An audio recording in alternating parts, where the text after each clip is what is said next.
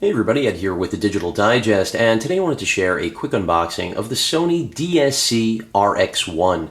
Now this is the top-of-the-line Cyber-shot that Sony manufactures, and that's because, as you can see right here on the right side of the box, this is a 35mm full-frame equivalent. So this is the first compact camera ever to have an actual full-frame sensor, so that you're getting the same 35mm experience you would from film. It's also paired with a 35mm, of course, fixed Carl Zeiss lens. And it's gotten some of the best reviews on the market, frankly, among, I won't say its peers, because there's nothing like this out there. The RX1 is the only compact full-frame camera on the market. It was launched at the end of 2012. And I don't expect to see much competition at all. So far, we're many months in and nothing's been launched. There have been rumors, but Sony right now is the king of the hill of manufacturing, or I should say putting extraordinarily large sensors into small form factors, and the RX1 is just part of that evolution. So you've got the exact same sensor you'll find in the A99, the flagship full-frame digital SLR that Sony has been selling also since the end of 2012, but the benefit of almost having a pocketable form factor. Unfortunately, even though this camera is priced at $2,800, which is the same price as the A99, and you are getting a lens, which is a great value because the Zeiss glass here is at least worth $1,000 to $1,500. You are missing things like a viewfinder, among many other traditional creature comforts of the A99. So you shouldn't be doing a direct comparison. After all, this is an almost pocketable camera, but the price is steep, and that's why everyone is trying to compare it to something, since, well, that's part of the business. So with that said, let's get it out of the box. Pretty excited to finally have this in my possession because there's nothing like it. And when it launched, there was certainly a lot of question as to whether or not competing products would emerge. But so far, the RX1 is still the king of the hill. So let's start off with the paperwork, which I assume is in this box right here, and nice presentation. Not that that's anything new from Sony. This is a little bit reminiscent of the NEX7 launch, because after all, the NEX7, much like the RX1, was the first camera to take the top-of-the-line sensor found in the A77 and pack it into an NEX body. And here we're seeing the same thing. The sensor from the A99 has been dropped into a camera that's probably about 30% larger than the RX100, which is just amazing. So the usual paperwork, there's your lineup of accessories that will work with the RX1. Pretty impressive because of the hot shoe up there up top. You really are opened up to just about anything you could possibly need. And then of course your applicable instruction manuals. With that said, let's move right on to the camera itself. I can tell you guys in advance, the camera does charge in body, something I know a lot of you won't be pleased with, but that is the trend. Not only, I mean, at least with Sony predominantly, not everyone has moved towards that, but with that out of the way, let's take a look at the camera. So here it is. Really nice construction here. You've got predominantly a metal build. Even the lens cap here appears to be metal from what I can see. Looks like we gotta slide that plastic off first. There's the Sony logo. And this lens really does get a lot of attention for good reason, and that's because it's not often that you see a lens like this integrated into a camera. After all, that's why Sony markets this as the first not only 35mm full-frame compact, but fixed lens. For some of you, that'll be a game breaker, the fact that you're stuck at this 35mm frame. But for those of you who like that format, you're going to be in heaven. I mean, this is your rangefinder.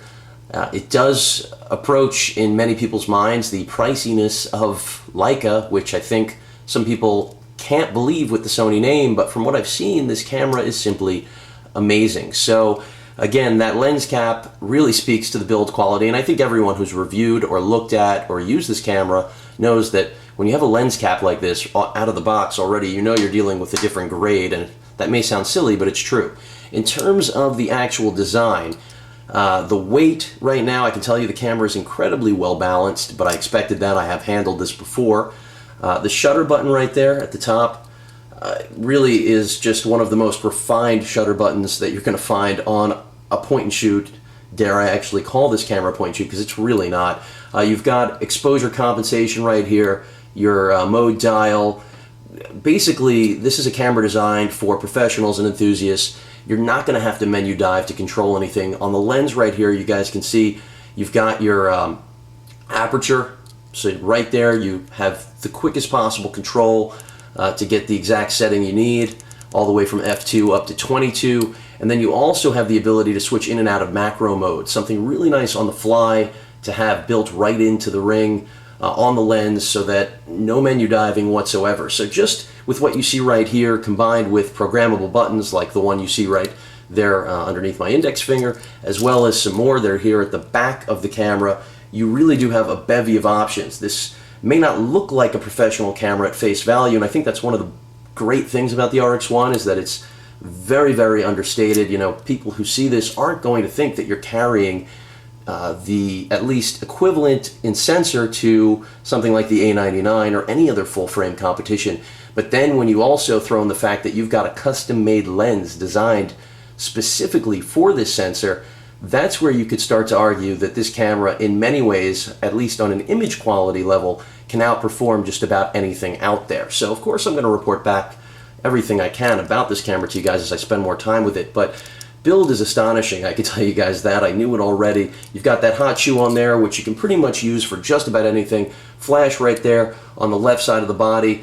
Then right here we also have access, nice door here, nothing flimsy, to basically all of the ports you're going to need, from charging right there at the top, HDMI, which is a micro, and then a mic input for those of you who want to use this as a video machine. Because after all, even though this cannot do 60p like the A99, it still can do 1080p 60i as well as 24p in AVC HD mode. So this is a video beast just as much as it is a still imaging beast, and that's what's amazing about this camera and really appeals to me. So if you're looking to lighten the load in terms of what you've got to carry in your gear bag and are comfortable with the price tag, there is just nothing like this. By the way, the LCD screen is also fantastic in terms of outdoor use from what I've seen, so that's a critical thing as well.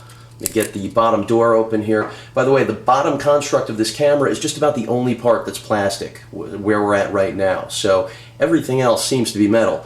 Battery type, I'll be showing you guys that in a moment. It's the same series battery pretty much used in all of Sony's latest cameras. And then you have, of course, your SD card slot right there above it, which does also accept memory stick. Sony's still hanging on.